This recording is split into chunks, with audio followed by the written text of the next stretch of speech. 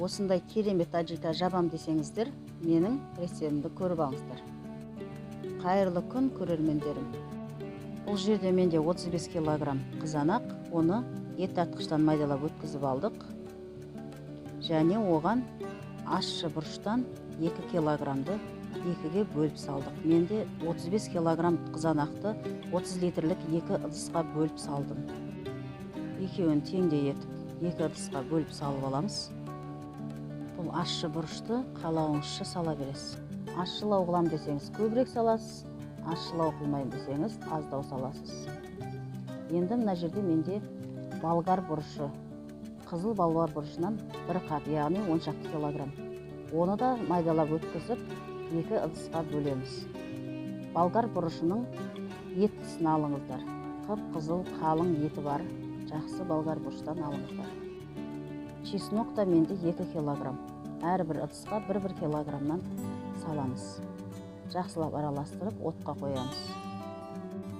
Бұларды кез келген уақытта сала бересіздер. Бәрі бірге қайнаса болды. 1 сағат қайнағаннан кейін, жарты сағат қайнағаннан кейін деген ешқандай ереже жоқ. Бұл жерде мен аджиканы көп мөлшерде жасап жатырмын. Ал егерде сіздерге үйге ғана жегенге азғантай мөлшерде керек болса, видеоның астына жаза кетем рецебін. Осылай біздің аджикамыз 1,5 сағаттай уақыт қайнайды. Видеоға лайк басып, комментарий жаза кетуді ұмытпаңыздар. Және де басқа да рецепттерді жіберіп алмас үшін каналыма тіркелуді ұмытпаңыздар. Енді әр ыдысыма 7-8 қасықтан тұз саламыз. Тұзды енді өз қалауларыңызша саласыздар. 400 грамм құм шекер және 400-500 грамм сұйық майдан құямыз. Жақсылап араластырып, әбден пісіріп аламыз. Банкаларымызды стерилизовать етіп, крышкамызды бәрін стерилизовать етіп, тазалап аламыз. Пісуге жақындап қалған кезде ішіне уксустан құямыз. 70% уксустан 1-2 ас қасық. Сөйтіп таза банкамызға салып, шетінен жаба береміз.